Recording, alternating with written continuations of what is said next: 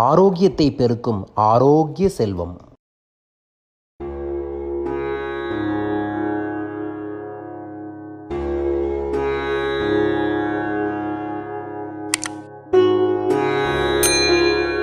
நமக்கு நாமே மருத்துவர் என்ற இந்த அற்புதமான பதிவில் இன்று நம்ம பார்க்க இருப்பது 10 மிளகு இருந்தால் பகைவன் வீட்டிலும் உண்ணலாம். யார் சொன்னது? நம்மளோட தாத்தா அகத்தியர் சொன்னதுங்க. அது என்ன 10 மிளகு இருந்தால் பகைவன் வீட்டில் உண்ணலாம்?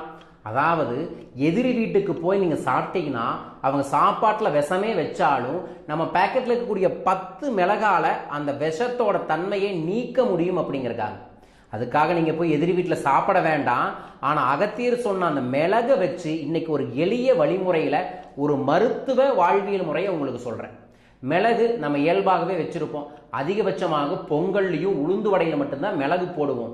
ஆனால் அந்த மிளகு நீங்கள் தினமும் வாயில் போட்டீங்கன்னா உங்களுக்கு மூளை சுறுசுறுப்பாகும், ரத்தம் சுத்திகரிப்பாகும். தினமும் நைட்டு படுக்க போகும்போது பாலில் மிளகு லைட்டாக பொடி பண்ணி போட்டீங்கன்னா கபத்தை வெளியெடுத்துரும். அது மட்டும் இல்லை, உடம்புல இருக்கக்கூடிய சோம்பல்களையும் வெளியேற்றக்கூடிய ஒரு அற்புத தன்மை மிளகுக்கு இருக்கு. நிறைய குழந்தைகளுக்கு சுறுசுறுப்பாகவே இருக்க மாட்டாங்க, எப்போ பார்த்தாலும் நோஞ்சானாட்டியே இருப்பாங்க. அவங்களுக்கு என்னங்க அப்படின்னு கேட்டால் அவங்களுக்கு மிளகு தான்.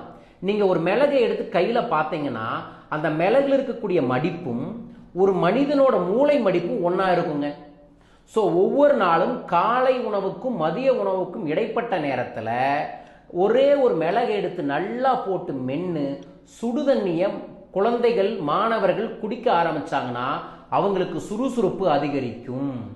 மிளகை இயல்பாகவே சாப்பிட்டா என்னாங்க, சிறுன்னு ஒரு எனர்ஜி வரும்ல, அந்த நேச்சுரல் எனர்ஜி தான் மிளகுல இருக்கக்கூடிய தன்மை.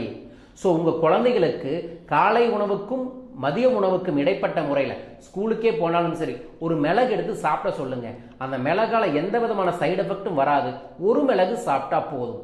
அதற்கப்புறம் வாய் துர்நாற்றம் மிளகு சரி செஞ்சு தரும், ரத்தத்தை சுத்திகரிப்பு பண்ணி தரும், உடம்புக்கும் மனசுக்கும் சுறுசுறுப்பை தரும், கபத்தை நீக்கும். இது இல்லாம வாரம் ஒரு முறை உங்க ரசத்துல மிளகு அதிகமாக சேர்த்துங்க. மிளகு ரசத்தை சாப்பிட சாப்பிட நோய் எதிர்ப்பு சக்தி அதிகரிக்கும். இப்ப உலகெங்கும் இருக்கக்கூடிய நோயை விரட்ட நிறைய மருந்துகள் கொடுத்தாலும் அதுல மிக முக்கியமான ஒரு மருந்தாக இருக்கக்கூடியது மிளகு தாங்க. அந்த மிளகு நீங்க பயன்படுத்தினீங்கன்னாவே உங்க உடம்பு மிகப்பெரிய தெம்பை ஏற்படுத்தி தரும். அந்த அற்புத மருந்து உங்க வீட்டில் இருக்கக்கூடிய அஞ்சரை பெட்டியிலேயே இருக்கு. அதை எடுங்க, சாப்பிடுங்க. தினமும் நோயை விரட்டுங்கள். நமது முன்னோர்கள் சொன்ன வழிமுறையில் நடந்தாவே நோய் இல்லாமல் ஆரோக்கியமாக வாழலாம். உலகமே இப்போது இயற்கையை நோக்கி திரும்புகிறது.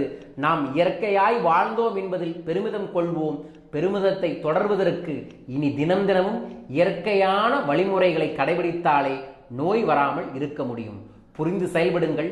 நாளை ஒரு அற்புதமான ஒரு இயற்கை உணவே மருந்து, மருந்தே உணவு என்ற ரகசியத்தை உங்களுக்காக பகிர்ந்துக்க வரேன். காத்திருங்கள்.